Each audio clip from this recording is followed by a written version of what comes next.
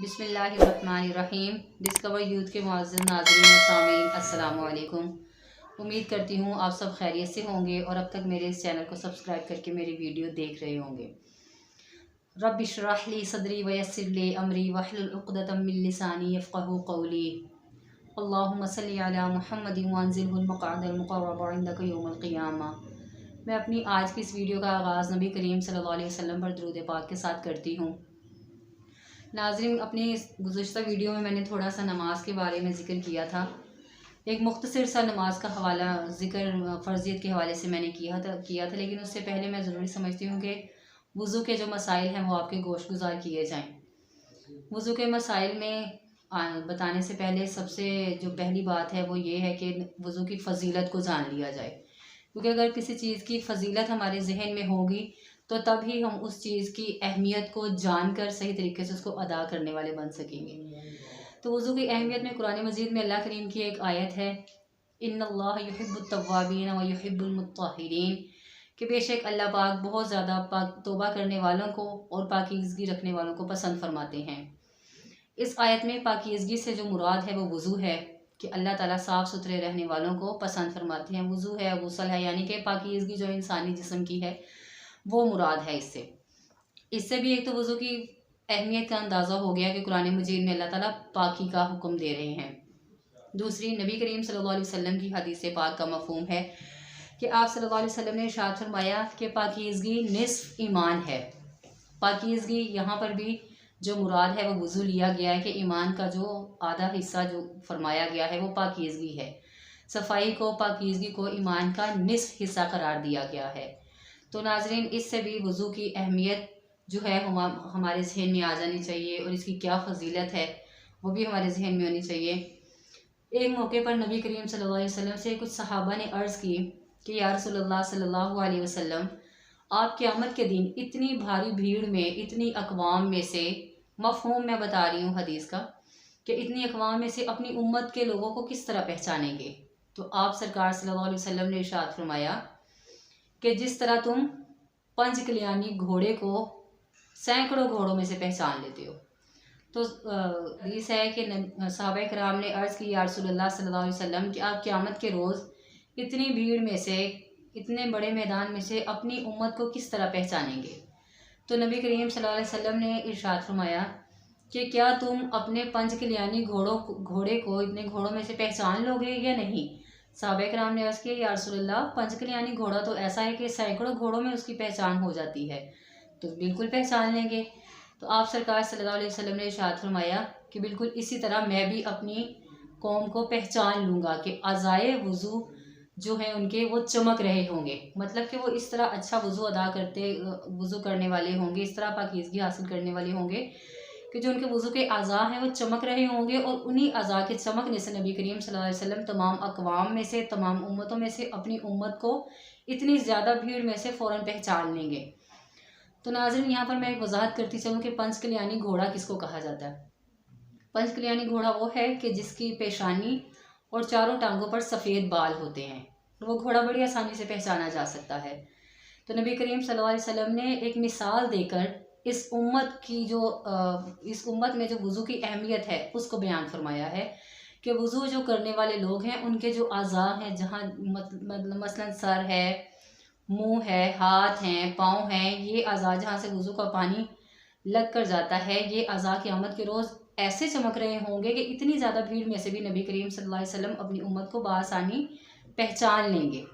तो ये इससे भी वज़ू की फ़जीलत जो है वो बहुत ज़ाहिर होती है कि वज़ू की कितनी फ़जीलत है, कि इसकी वजह से क़यामत के रोज़ उम्मत मुहम्मदिया की एक अलग ही पहचान बन जाएगी, कि वो सबसे मुमताज़ कौम मानी जाएगी और नज़र भी आएगी। इसी तरह एक मौके पर हज़रत अबू हुरैरा रज़ी अल्लाह अन्हु ने, जैसा कि आप जानते हैं कि ये ऐसी सहाबी हैं कि लाखों हदीसें सिर्फ इन्हीं से मरवी हैं। इनकी भी एक हदीस है जिसमें इरशाद फरमाते हैं कि मैंने नबी करीम सल्लल्लाहु अलैहि वसल्लम को गुर्रम मुहज्जलीन कहते हुए सुना। अब नाज़रीन, गुर्रम मुहज्जलीन कौन है, यहाँ पे मैं थोड़ी सी वजाहत कर दूँ कि गुर्रम मुहज्जलीन उन लोगों को कहा जाता है जिनकी पेशानी और हाथ पाँव सफ़ेद हों। मतलब इस उम्मत के जो लोग वज़ू करने वाले हैं उनको गुर्रम मुहज्जलीन कहा गया है, कि ये नबी करीम सल्लल्लाहु अलैहि वसल्लम के बकौल अल्लाह ताला को बहुत पसंद होंगे। और जो शख्स जितनी चाहता है अपनी इन अज़ा की चमक बढ़ा ले, मसलन जितना चाहता है वो वज़ू अच्छे तरीके से अदा कर ले और इन अज़ा की चमक बढ़ा ले, ताकि अल्लाह ताला जो हैं वो इस कौम पर ख़ुसूसी अपनी रहमत कर दें। तो हम लोग अक्सर कुछ इबादत ऐसी होती हैं जो देखने में छोटी लगती हैं, लेकिन उनका अजर, उनकी फ़जीलत बहुत ज़्यादा होती है। वज़ू उन्हीं में से एक है। एक तो ये जुज़ है हर इबादत का, एक अहम बुनियादी जुज़ है। वज़ू के बगैर कोई इबादत नहीं हो सकती। जो अल्लाह ताला ने फ़राइज़ की हैं वो कोई इबादत वज़ू के बगैर नहीं हो सकती। तो वज़ू की अहमियत को, इसकी फ़जीलत को जानना हर किसी के लिए बहुत ज़रूरी है। वज़ू को ज़्यादा से ज़्यादा, यानी कि हर वक्त वज़ू में रहने की ख़ुद को आदत डालें। अल्लाह ताला के नज़दीक वज़ू करने वाली नबी करीम सल्लल्लाहु अलैहि वसल्लम के बकौल जो वज़ू करने वाले लोग हैं उनके अज़ा चमक रहे होंगे और उनका एक अलग मकाम होगा। और आप कोशिश करें कि जब नमाज का वक्त हो रहा है, अगर आप हर वक्त नमाज वज़ू में रहने की आदत नहीं ख़ुद को बना सकते, तो आप नमाज का जब वक्त है उससे कुछ देर पहले वज़ू करके बैठ जाएं। इससे आपको 2 सवाब, 2 अजर मिलेंगे। एक तो वज़ू का अजर कि आपने वज़ू किया, और दूसरा आपको नमाज के इंतज़ार करने का अलग से अजर मिलेगा।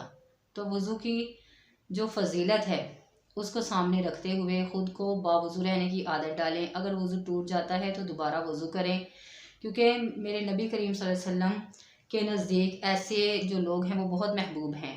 और इसी तरह नबी करीम सल्लल्लाहु अलैहि वसल्लम की एक और हदीस का मफ़हूम है, जिसमें आप सरकार सल्लल्लाहु अलैहि वसल्लम इरशाद फरमाते हैं कि वज़ू करने से जो इंसान के अज़ा हैं उनसे गुनाह पानी के साथ झड़कर बह जाते हैं।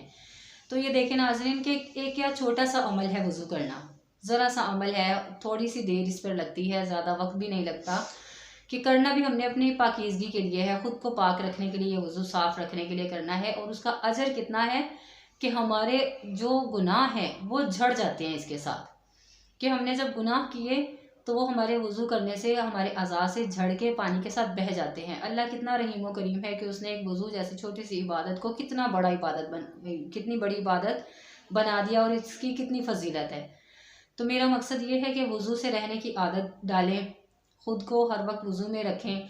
वज़ू के साथ रहने से बग़ैर वज़ू की जो हालत है उससे बनिस्बत वज़ू में रहने की जो हालत है अल्लाह ताला को ये ज़्यादा पसंद है। बंदा जब वज़ू में होता है वो हालत अल्लाह ताला को ज़्यादा महबूब होती है। जब आप वज़ू में रहने की आदत डाल लेंगे तो आपके घरों में, आपकी ज़िंदगी में रहमत और बरकत आपको अंदाज़ा भी नहीं कि किस तरह दाखिल होगी।